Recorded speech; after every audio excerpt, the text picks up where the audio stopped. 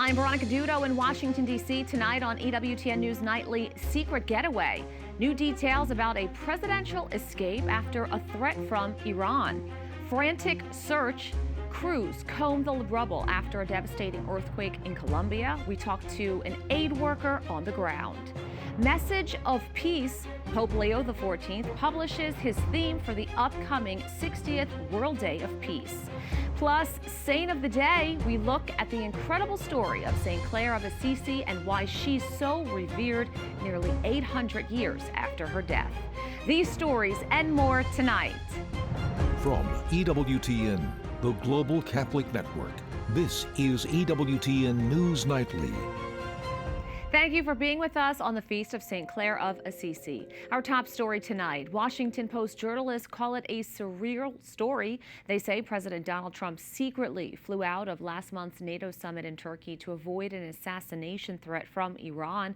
And it turns out a catering truck played a key part in protecting the president on his way back home. White House correspondent Owen Jensen reports. Good evening, Owen. Veronica, good evening to you. Well, it was a complex ploy to protect President Donald Trump while he was in the air, first reported by the Washington Post, involving multiple planes and highly secretive movements. Trying to avoid an attempt on his life while heading back to the U.S. from Turkey, President Donald Trump boards Air Force One, but he would not end up actually flying on that very plane. You can see some creativity and ingenuity in how they were able to pull this off. Instead, President Trump, by way of an airport catering truck next to the aircraft, is secretly whisked away to a smaller aircraft. This is the type of deception campaign that is highly unusual in the history of the U.S. Secret Service. The small group of reporters who thought they were traveling with the president were advised to lower their window shades ahead of takeoff. Members of the press were completely unaware that the president was no longer on the plane that they were on. And even some White House officials did not know that the president had simply slipped away and was no longer on Air Force One anymore. President Trump had flown to the summit in a new jet, a gift from Qatar. But ahead of departing Turkey, the president said he would fly partway home on an older model Air Force One plane instead. Questions have been raised over the security of the Qatar-provided aircraft. This is one of the reasons there is a lot of concern about what happened and why the press was deceived. If there isn't a lot of trust between the public and the president about his whereabouts, if God forbid something did happen, this is the stuff that can create a lot of conspiracy theories. The Post report on secretly putting President Trump on a third aircraft shows how concerned security officials are about Iran's threats against President Trump. The White House communications director issued a statement. As the president has said recently, there are many enemies of America who have their sights on him, and we use every tool at our disposal to address those threats. After the secret switch last month, President Trump was asked if he was aware of any credible threat by Iran against Air Force One. Well, I have a threat all the time. I'm number one on their list before you. But if I go, you go. Also tonight, the Iran war. The U.S. military says it stopped another cargo ship from violating the U.S. blockade of Iran by firing a couple of missiles into that ship's engine room. And separately tonight, President Trump is in Ohio for the 2026 Patriot Games, where top high school athletes from around the country are gathering to compete for scholarship money and to celebrate the country's birth. At the White House, Owen Jensen, EWTN News Nightly. Pope Leo has responded today after a deadly earthquake in Colombia. A telegram sent by the Vatican to the president of the Colombian Episcopal Conference says, in part, the Holy Father, deeply saddened upon learning of the tragic news of the earthquake that has severely affected various areas of Colombia, offers prayers for the eternal rest of the deceased and lifts up to the Lord his prayers for the speedy recovery of those affected by this tragedy. The quake struck yesterday in the western part of the country, just outside of the capital city of Bogota. Today, more footage is coming out showing the moment of impact.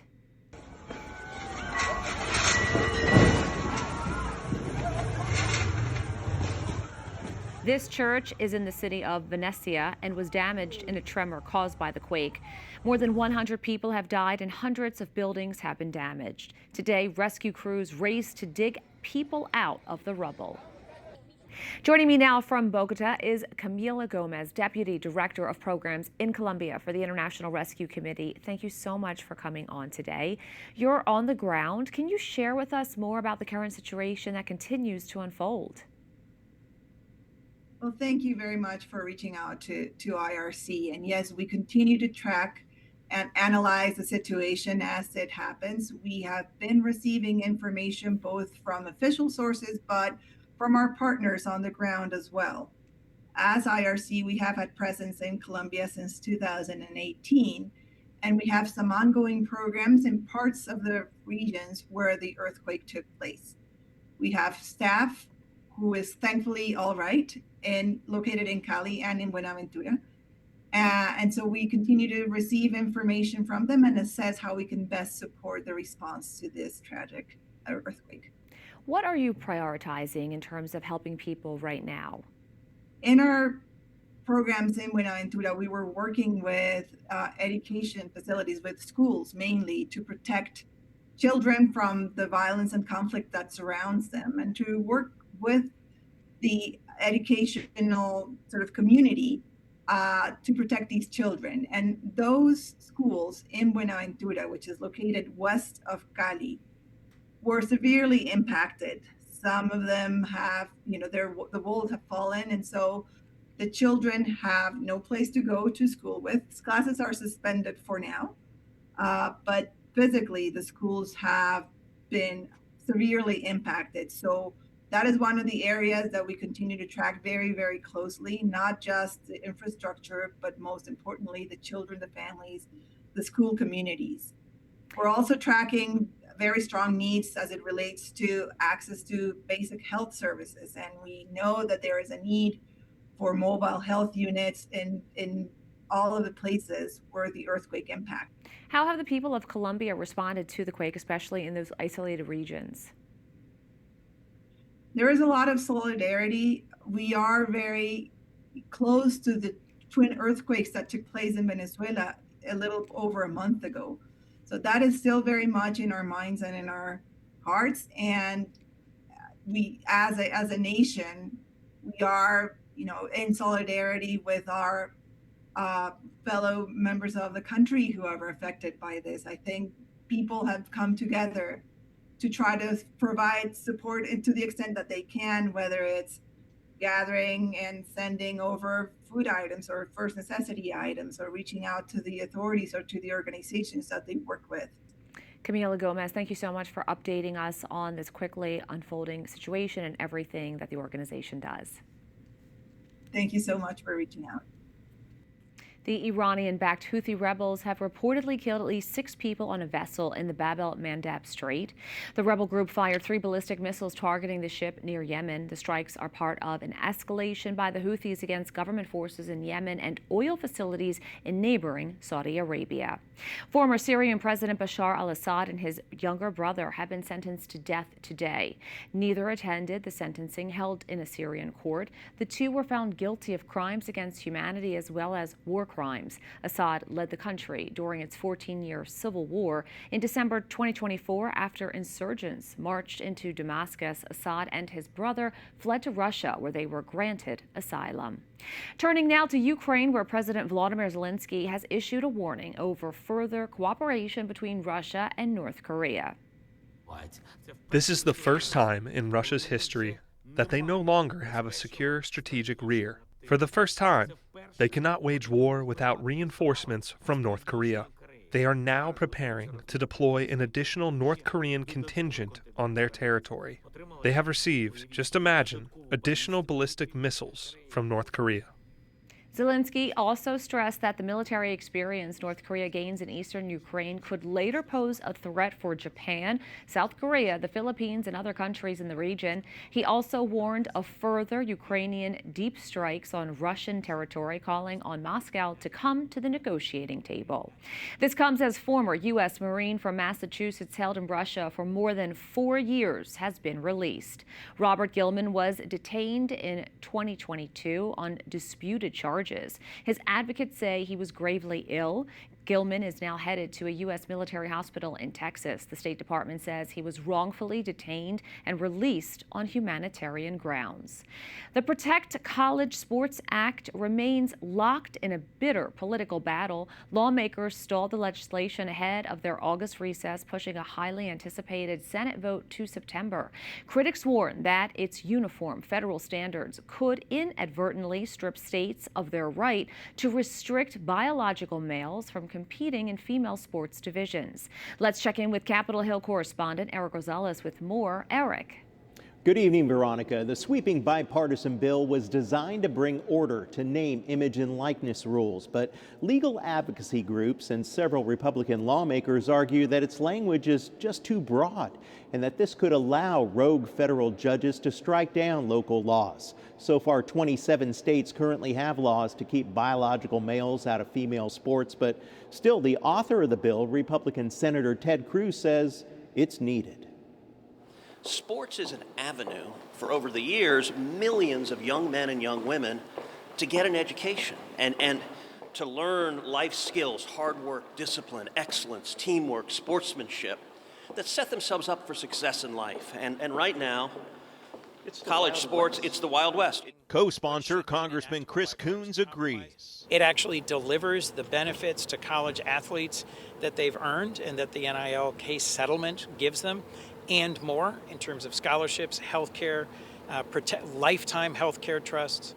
Alliance Defending Freedom issued an urgent warning. Quote, the current version of the Protect College Sports Act could jeopardize women's sports. Every senator who cares about women's equal opportunity should act immediately to clarify that this bill does not preempt state laws protecting girls' sports. In response to the growing backlash, Senators Josh Hawley, Tommy Tuberville, and Jim Banks filed a last-minute amendment that would prevent the bill from overriding any state or local laws. It's important to note, out of the 500,000 college athletes playing NCAA sports, fewer than 10 transgender student athletes play on women's teams.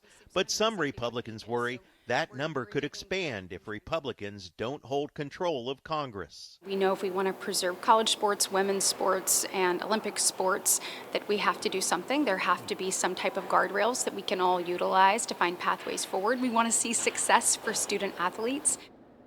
Senator Ted Cruz says that the new funding will be able to be put towards Olympic and women program sports, but lawmakers have 5 weeks to hash out the language. A guaranteed vote on a finalized text is officially locked in for mid-September, so we'll have to wait and see when lawmakers come back to Congress.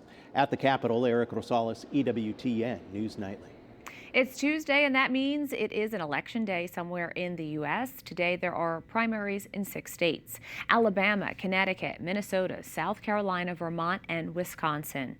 There are some big races to watch. In Wisconsin, Francesca Hung, a self-described Democratic socialist, is in the lead for the party's nomination for governor. In Minnesota, progressive Lieutenant Governor Peggy Flanagan is facing off against moderate Representative Angie Craig in a very expensive Senate race. On the Republican side, voters are casting their ballots in a special primary election to replace the late Senator Lindsey Graham. It is a crowded race, with President Trump endorsing Graham's sister, who was appointed to serve out the final months of her late brother's current term. We have a lot more still to come on EWTN News Nightly. A museum on wheels. It's a 53-foot semi-tractor trailer with an exhibit that will inspire you. It's an unfortunate trend going no contact. We have more on this growing phenomenon.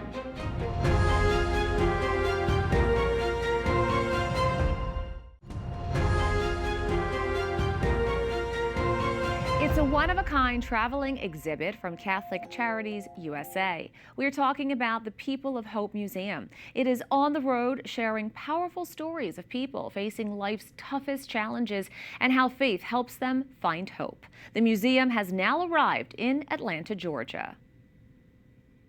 Joining me now to tell us more about the museum is the Most Reverend John Tran, Auxiliary Bishop of the Archdiocese of Atlanta. Your Excellency, thank you so much for coming on today. Thank you so much for the opportunity. Many of these powerful stories feature people who overcame challenges through their faith. What do you hope visitors take away after seeing this exhibit? I hope that we will have a better appreciation of the needs of our brothers and sisters. So often when we think of those who are being helped by or helped by Catholic charity or affected, we often think of those who may be on the outskirts of the archdiocese, the metro area. But we know that there are many needs even within the metro Atlanta area, and I do hope and pray that they will walk away with a better understanding, appreciations of the needs of our brothers and sisters, and hopefully that they too will be involved in the work of caring for them. You've written about the Holy Spirit's power to bring healing. Do you see this museum as a testament to that healing in action? Yes, very much so. The story of those men and women that we are privileged to hear certainly will help us to appreciate our own lives and the gift that we have been blessed with. And hopefully that by caring for one another, that we will be able to bring about healing, and also the sense, a reminder that God is with us through the lives of those who are able to help us. And I benefited greatly from Catholic charity and all those who have helped me and my family in the early years when I first came to the U.S. Bishop John Tran, thank you so much. You're welcome. Thank you. It's a growing trend called no contact. A person stops all communication with a family member or friend, no text messages or calls, and can even block them on social media. Catholic counselor, author, and founder of CatholicCounselors.com, Dr. Gregory Popchak, joins me now to share practical advice from his book. Thanks so much for coming on. So why are many parents becoming estranged from their adult children today, and what is behind the no contact phenomenon? Yeah, and it has grown. I would say that about 16% of adults are currently estranged from a parent. It's more likely for a dad to be estranged from his kids than a mom. About 26% of young adults report being estranged from a father, and only about 6% from moms. But I think there are lots of things driving it. But I think that on the one hand, people have become more aware of mental health issues and the need for healthy boundaries in relationships. On the other hand, I think it's one of those situations where a little knowledge is a dangerous thing. And people really misunderstand what boundaries are meant to be and how to apply them in healthy ways. And so we end up with these sort of radical and sort of extreme boundaries where I'm now cutting you off for even political differences or differences of opinion, instead of being able to work through those things or understand that we can agree to disagree about certain things. So how can the children and also the adults figure this out in terms of not having that extreme severity of a break?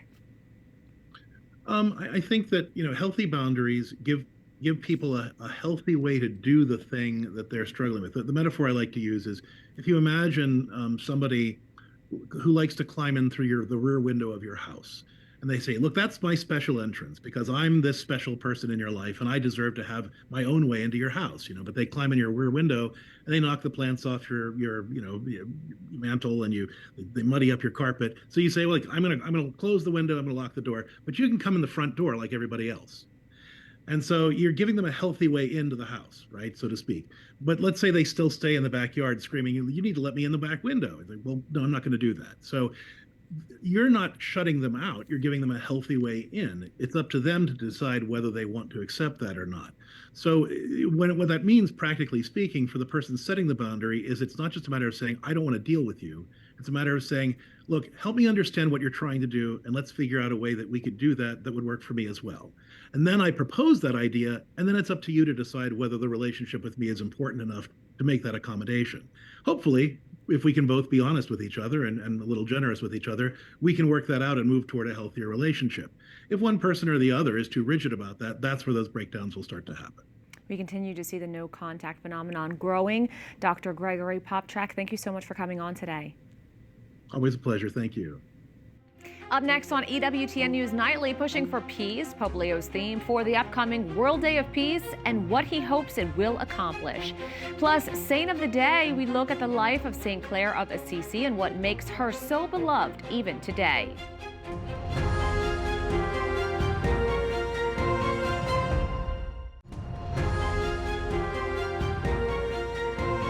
Today, Pope Leo announced the theme for the upcoming 60th World Day of Peace.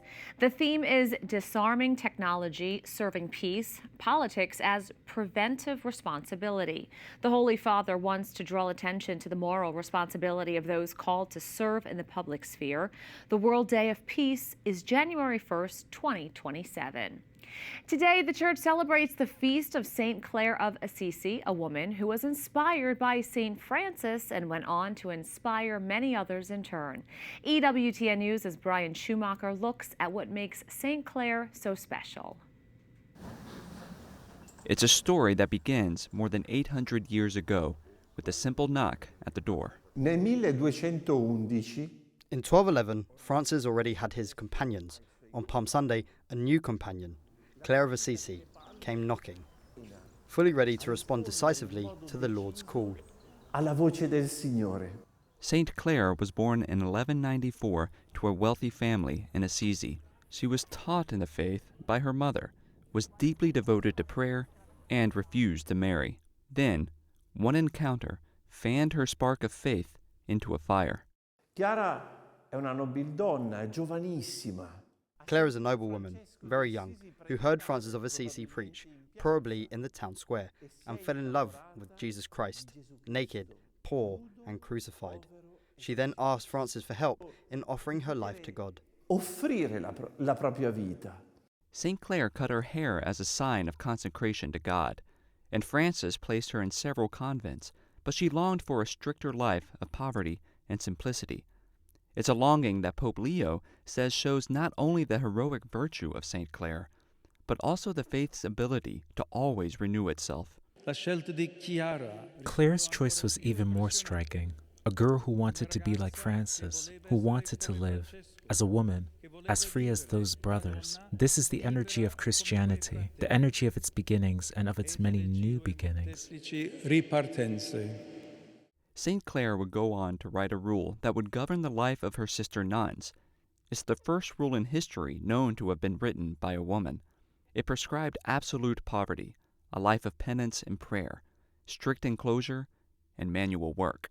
Nessun papa approvava questa regola perché era troppo dura. No pope approved this rule. Why? Because it was too strict, too demanding for women. And what does Clare do in easing the rule? She asks for a privilege, the privilege of absolute poverty, until on August 9th, the Pope personally comes here to San Damiano, to this place, and hands Chiara the rule. For her, it is a sign that her mission is accomplished. Che la sua missione è compiuta. The year was 1253, and the Pope was Innocent IV. 2 days after his visit, Clare of Assisi died. By then, the order that she founded spread to different European countries. Today, her legacy lives on through thousands of Poor Clare sisters worldwide. One of them was EWTN's foundress, Mother Angelica. The Poor Clares continue their radical commitment to poverty, prayer, and contemplative life in nearly 900 monasteries across more than 70 countries. Tutti noi facciamo l'esperienza. We all experience success. Today, Clare is a woman who instead leads us to what is essential, even in material goods. And what is the essential? It is that what I have, I share, because everything that is not given away is lost. In Rome, Brian Schumacher, EWTN News Nightly. We thank you for watching tonight. Remember, you can follow us on social media, Facebook, X, YouTube, and Instagram at EWTN News Nightly. I'm Veronica Dudo. Good night and God bless.